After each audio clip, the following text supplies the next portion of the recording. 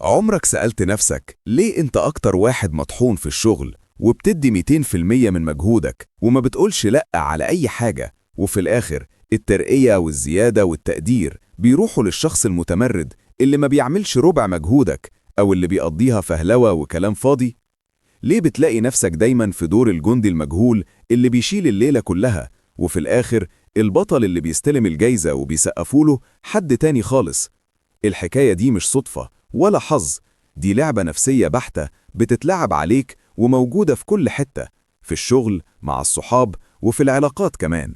انت باختصار وقعت في فخ اسمه الولاء الأعمى، الفخ اللي بيخلي أكتر شخص مخلص هو أول واحد بيداس بالرجلين من غير أي رحمة، والناس بتتعامل معاه على إنه كوبلي بيعدوا عليه عشان يوصلوا لمصالحهم وبعدين ينسوه تماماً.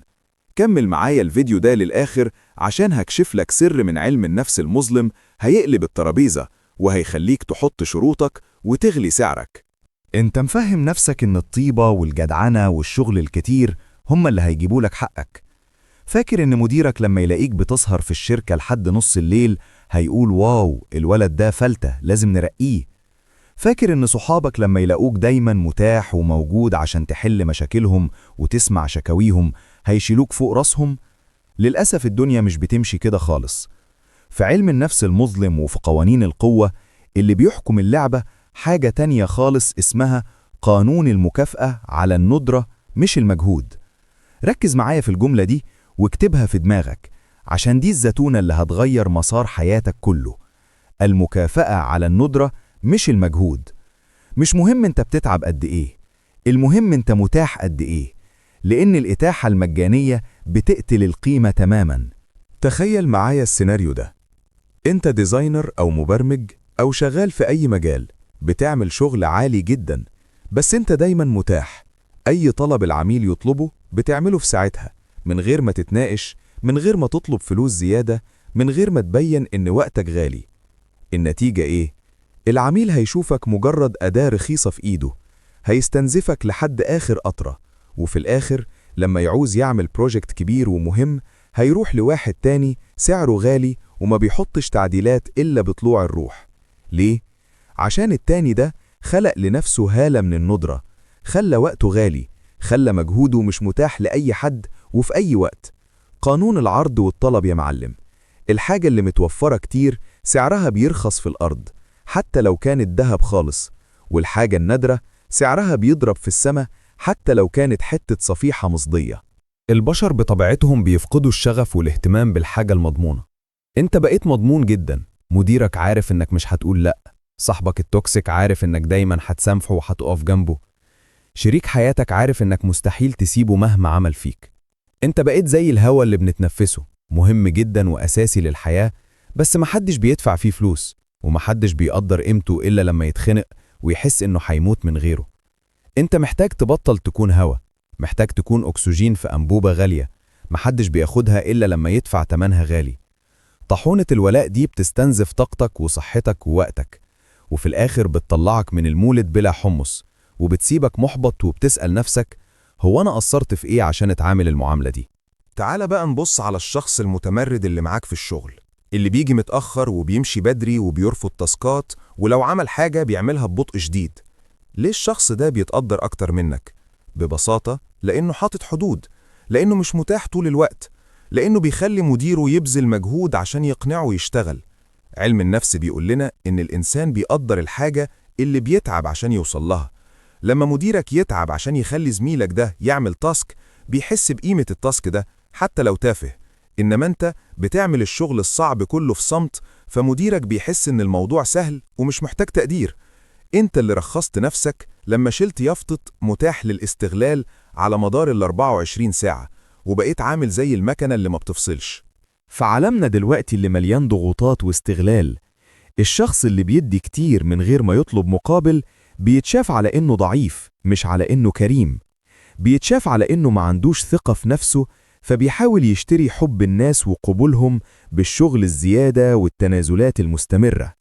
دي حقيقة مرة، بس لازم تبلعها زي الدواء عشان تفوق. التلاعب النفسي بيشتغل على النقطة دي بالظبط. الشخص المستغل أو النرجسي بيدور دايما على الضحية المثالية، الضحية اللي عندها عقدة إرضاء الآخرين، اللي بتخاف من كلمة لأ، اللي بتحس بالذنب لو حطت نفسها ومصلحتها في المقام الأول، واللي دايما بتدور على التقدير من عيون الناس مش من تقييمها هي لنفسها. المستغلين دول بيشموا ريحة الخوف وضعف الشخصية من على بعد أميال. بيبدأوا معاك بكلمتين حلوين، بشوية اهتمام مزيف عشان يطمنوك ويدخلوك الفخ، ولما تبلع الطعم يبدأوا في عملية الاستنزاف الممنهج. كل يوم طلب جديد، كل يوم تاسك زيادة، وكل ده تحت مسمى العشم والولاء والجدعنة، وانت يا عيني مطحون في الساقية ومفكر انك كده بتعمل رصيد عندهم. بس الرصيد ده وهمي، ملوش وجود إلا في خيالك انت. هم بيشوفوك مجرد بنك للطاقة والمجهود، بياخدوا منه من غير ما يعملوا أي إيداع. ولو جيت في يوم تعبت أو قصرت غصب عنك، هيبقوا أول ناس تهاجمك وتطلعك قليل الأصل، وتنسى كل حاجة حلوة انت عملتها عشانهم. ركز معايا بقى في اللي جاي ده عشان ده العلاج. طب الحل إيه؟ إزاي نوقف استنزاف طاحونة الولاء دي ونخلي مجهودنا غالي ومحسوب والناس تبدأ تقدر قيمتك؟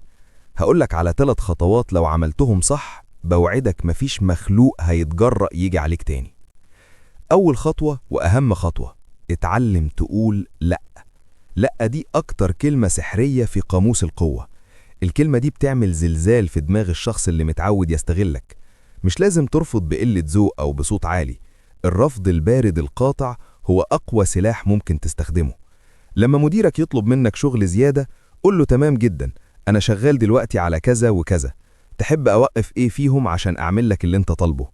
خليه هو اللي يختار ويفهم إن وقتك مليان، وإن أي حاجة هتدخل هتبقى على حساب حاجة تانية.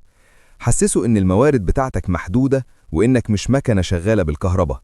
صدقني، أول ما يحس إن طلباته بتعطل شغل تاني هيراجع نفسه 1000 مرة. تاني خطوة، اختفي شوية.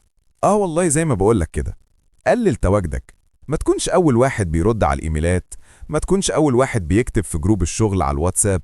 سيب مسافة، سيب الناس تدور عليك، سيبهم يحسوا بغيابك. الندرة بتخلق القيمة. لما تختفي شوية وترجع، الناس هتحس بوزنك، هتحس إن في حاجة كانت ناقصة.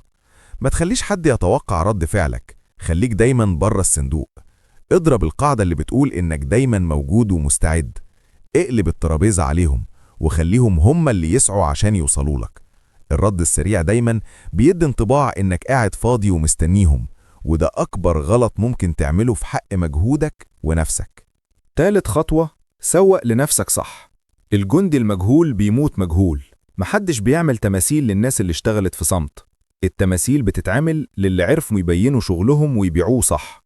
لما تعمل حاجة حلوة ما تتكسفش انك تتكلم عنها. حط مجهودك في فترينة وخليه يلمع. ما تبقاش زي اللي بيبني عمارة في الضلمة محدش هيشوفها ولا هيشتري فيها شقق. اتكلم عن إنجازاتك بثقة من غير غرور، بس بوعي. انت مش بتشحت تقدير من حد، انت بتعرض حقائق، بتعرض قيمة انت ضفتها للمكان اللي انت فيه. واللي مش شايف القيمة دي يبقى محتاج يلبس نظارة، أو انت محتاج تدور على مكان تاني يقدرك ويدفع تمنك. التسويق لنفسك ده مهارة أساسية للنجاح، زيه زي الشغل نفسه بالظبط. التحول من الشخص المضمون للشخص النادر مش سهل، وهيقابله مقاومة عنيفة جدا من الناس اللي حواليك. مديرك هيستغرب وممكن يقلب وشه، صحابك هيقولوا عليك اتغيرت وبقيت أناني وتنك، شريك حياتك ممكن يعمل دراما ويقولك انت ما بقيتش تحبني زي الأول. دي كلها ردود أفعال طبيعية، لأنك سحبت البساط من تحت رجليهم، لأنك بطلت تكون المصدر المجاني للطاقة بتاعتهم. اثبت على موقفك، خليك بارد ومتحكم في أعصابك، ما تبررش كتير، وما تعتذرش على إنك بتحط حدود لنفسك. دي مساحة الأمان بتاعتك، واللي يزعل من حدودك هو أصلاً كان مستفيد من عدم وجودها. ما تخليش الابتزاز العاطفي يرجعك لنقطة الصفر تاني أبداً. الجيل بتاعنا ده جيل فاهم وواعي، وما بقاش بياكل معاك كلام القديم بتاع افني عمرك في الشغل والشركة دي بيتك التاني، والكلام اللي كان بيتنصب بيه على الأجيال اللي قبلنا. الشركة مش بيتك التاني ولا حاجة، الشركة مكان بتقدم فيه خدمة وبتاخد قصادها مقابل مادي واضح وصريح. لو المقابل ده قل أو التقدير اختفى، يبقى العقد اللي بينك وبينهم اتكسر. صحابك مش أهلك اللي مضطر تستحملهم لو كانوا توكسيك وبيستنزفوك. العلاقات كلها مبنية على الأخذ والعطا، وأي علاقة فيها طرف واحد بس بيدي وطرف تاني بياخد، دي مش علاقة، دي سرقة في وضح النهار. وانت مش مغفل عشان تتسرق وتضحك في وش الحرامي وتقوله شكرا وتطبطب عليه كمان. لو الكلام ده لمس حاجة جواك وحسيت إنه بيوصف اللي بتمر بيه، فأنت في المكان الصح. في قناة أبيض واسود إحنا بنشرح الواقع زي ما هو من غير فلتر، بنغوص في علم النفس المظلم وقوانين القوة عشان نديك الأسلحة اللي تدافع بيها عن نفسك في غابة العلاقات دي. لو عايز تكمل معانا الرحلة دي وتفهم أكتر عن ألاعيب البشر وإزاي تحمي نفسك منها، أنت عارف هتعمل إيه. خبطة صغيرة على زرار الاشتراك واللايك بيفرقوا معانا جدا عشان المحتوى ده يوصل لناس تانية محتاجة تفوق من غيبوبة الولاء الأعمى دي.